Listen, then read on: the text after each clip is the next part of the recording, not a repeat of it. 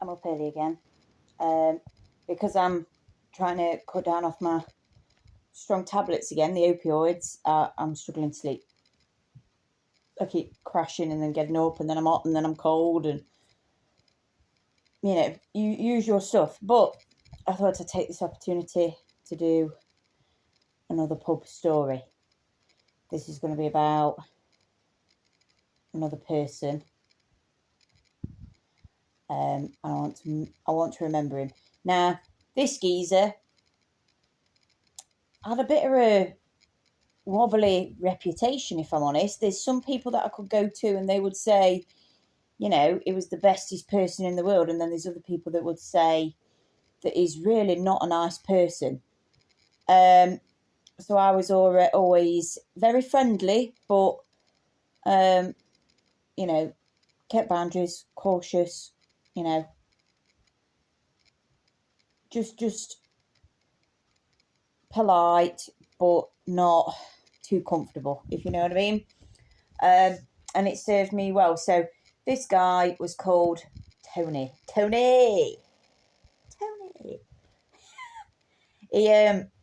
He got 3 fingers on one hand, so he'd only got these ones, and it looked like an alien hand. Dead weird when I watched him grab his pint. I were always dead interested in that. The mechanics of it is very interesting to me. How does it work when you've missing some of your digits? I can't quite remember how he lost his fingers. But yeah, very interesting thing about Tony. Tony, when you looked at him, didn't look special in particular. You're an old guy, again, pensioner that used to come in, t-shirt, jacket, joggers, nothing special or well to do. It weren't covered in like a jewellery or gold or anything like that. It was just your average old geezer that came in for his pint of bitter, Tony was really good with one of my managers. He was very, very friendly with one of my managers. I think he secretly wanted to date her, but it weren't really secret because he would turn up with gold watches and bracelets and all these types of things. And she was very flattered. She just prioritised the pub and her children and her grandchildren above everything. They came over everything, basically, which I see nothing wrong with personally. He was never offended by the fact that she took the gifts and didn't get with him. He still saw that as a show of his affection. He wanted to do that. And she was grateful for it, just didn't want to commit romantically. So Tony, don't know his last name. So he did things like that. It was a very he wasn't frivolous with his money. It was when it came to buying stuff for himself. Like, I never saw him in fancy clothes or buying fancy wines and champagne and all that type of stuff. But it was when it came to other people and holidays. Holidays was his thing. So Tony was always all right with me. He never talked much, always had a smile on his face. When he did talk, he was very quiet. But he was always good with me. One of the stories I got told about what he'd done to somebody, I will not ever say on something like YouTube because it's not a nice story. And I don't know if it's true or not. I can only go on how they interacted with me and how I saw them interact with other people. Do you know what I mean? But it weren't a nice story that was going around about what he did to somebody when he was younger. I have always been of the belief that people can change if they want to. And I believe that because I have changed over the years because I wanted to, and I put a lot of work into that. But I also know now I'm older, that is a rare case. People don't tend to change by sheer will. Not very much nowadays, anyway. You know, it's a people get quite comfortable where they're at. They don't see a reason to change. You know, they get comfortable. Anyway, I've totally sidetracked. So Tony, when I worked at the pub, would come. He would always ask me if I wanted a drink. He would always ask me if I wanted food. It was another guy that really, really cared about me and looked after me and wanted to make sure I were all right. And he would always watch people at the bar and just keep an eye on folk to see if they did anything funny with me. I would always get his pint ready. If I saw him come in, I always know what he's having because he drank the same as me. And he would always go on holiday. He would always go on these fancy holidays. He had money. I don't know what his job was. I don't tend to ask people questions. It's my view is if people want to talk about it, then they will. I don't need to be prying and asking. I suppose some people would say if you ask somebody something, it shows that you're interested. I am interested, but I don't want to come across as rude and like I'm being nosy. So I would rather let them talk. And if they look like they want to talk and they're talking, then I will show the interest. You know what I mean? And ask questions. So I always leave it down to them. So I never asked about his money, his old job, or anything like that. But he got a really good pension, got lots of savings. And as I said, he used to splash out on jewellery for my boss, quite expensive jewellery and stuff. Though you would never know just from looking at it. Just walk in front jewellers one day and come in pub and say, I've got you this. And she opens it up and it's got a gold watch in it. And she's like, thank you very much. and he's just happy, you know, to see her happy. Anyway, it was going on holiday again. And I always talk to him about it because I've never been abroad. I've never been on holiday away from UK. You know, I've never been overseas. And he would talk to me about all the different places he's been. And he will come back with loose change from all these different places because obviously you need to change your currency and they've got different monies over there, wherever he goes. And because he was talking about going on holiday again, we got talking about coins and that type of thing and the fact that I've never been anywhere. And what he did was, he says he's got loads and loads of spare change from all the different places that he's been. And he brought it in for me to have. And there was they were really interesting. There was one that had like a coin that had a hole in the middle. And it had like a kangaroo or an emu on it or something. I don't know. It's upstairs. I've got some really weird ones up there. I've obviously got like cents and that type of thing from America. And I've got a fancy note as well. But I like old stuff and I like things from different places. And he gave me all his coins, his leftover coins. I don't know how much it's worth. I'm just more bothered about the fact that I've got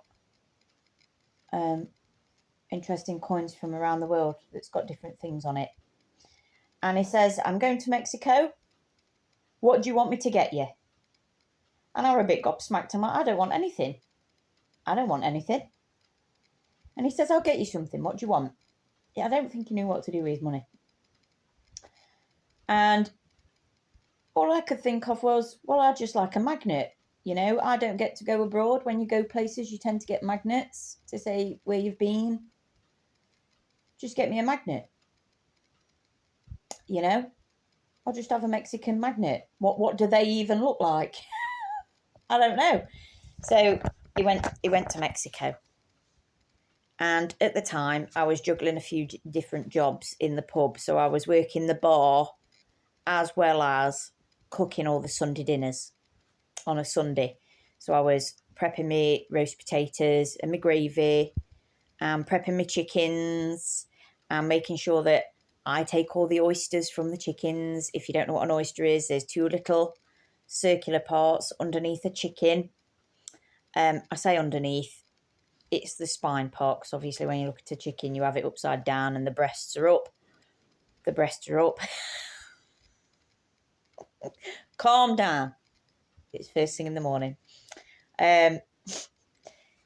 Oysters are near the spine, and they are the most tender parts, and the two little round things like that, and they're called oysters. And usually the butchers keep those because they're the best bits, and I learnt that, and I kept those bits there for me. So I'd be prepping all my dinners and my veggies and my Yorkshire puddings and that type of thing, and planting everyone's dinner up. And next minute, Tony walks in. And I said, hold on a minute, Tony. I'll be 2 minutes. I've got to chop my onions, right? So I'm there and I've got these giant onions and I'm chopping them. And I learnt a trick. The trick was buy some scientific goggles. Those that suction to your face like that. Not just your normal safety goggles. Those that suction to your face.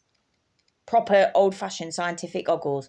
And then that way your eyes don't get affected by the onions, because I used to be really, really affected, and I got so many onions that I needed to chop.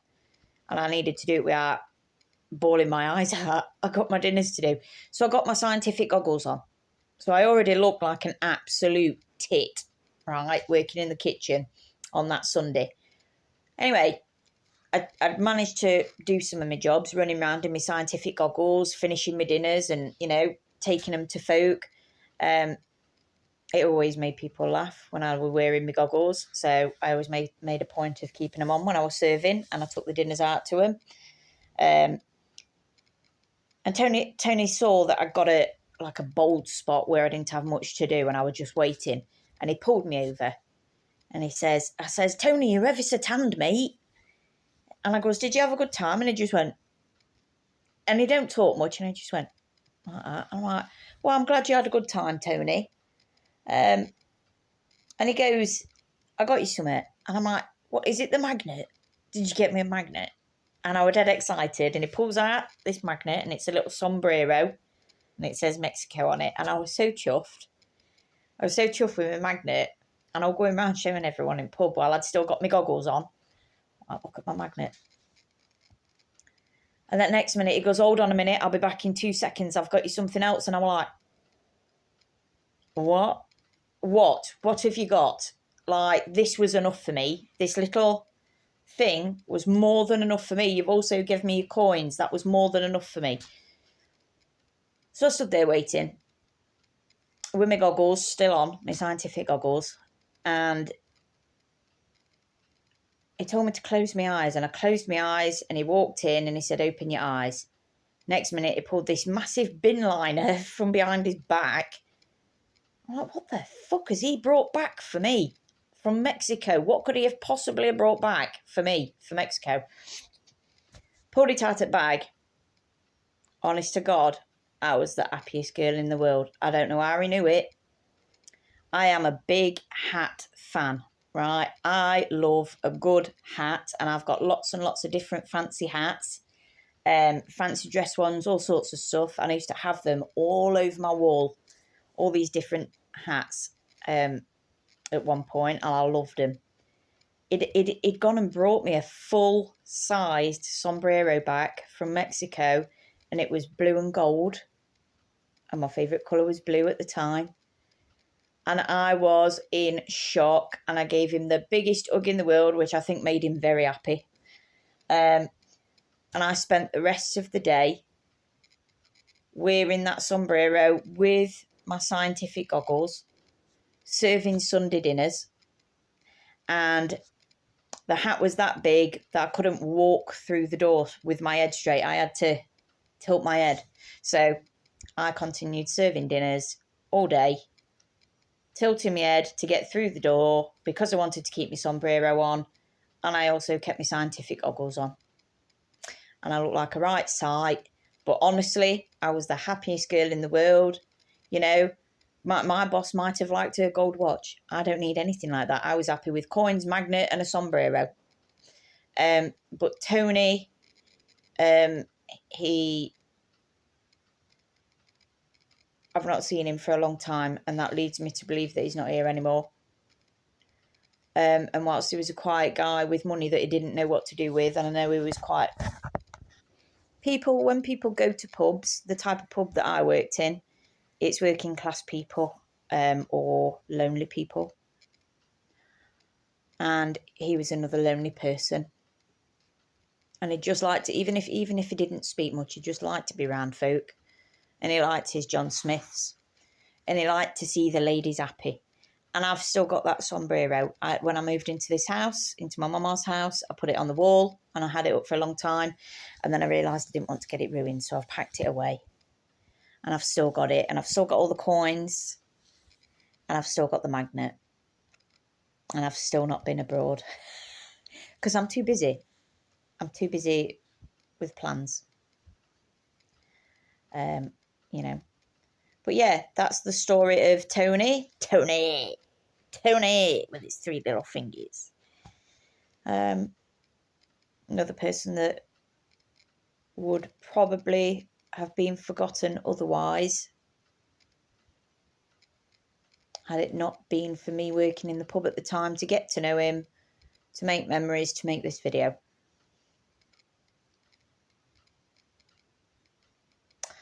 And I'm very grateful for my sombrero. That is one of the best gifts I've ever... I've had some other exceptions from the pub. Someone gifted me. It was at the time when I smoked and drunk and everything else, and I just had my nose pierced. I got gifted a bottle of vodka, a block of cheese, and some nose studs. That little gift there was also a very good gift. That was really good. I like that. I like the humour in it. And a pack of fags.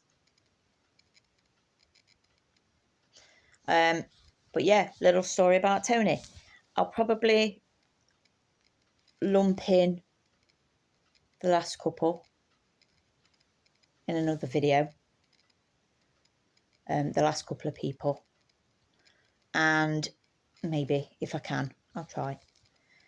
And then I'm going to talk about some of the most stupidest experiences I've had in that pub. Working there. If you want life experience and you want to meet interesting people and make friends, the pub's the place to do that. And that's why pubs are important. That's why pubs are important. They're like youth clubs, but for adults with alcohol involved, is the way I look at it. You know, things happen. You meet folk. Yeah, you learn some life skills working in a pub. But yeah, little story on Tony. The guy with far too much money for his own good, who didn't talk much, but liked to gift things and gave me a sombrero and some old coins and a magnet. And I was chuffed.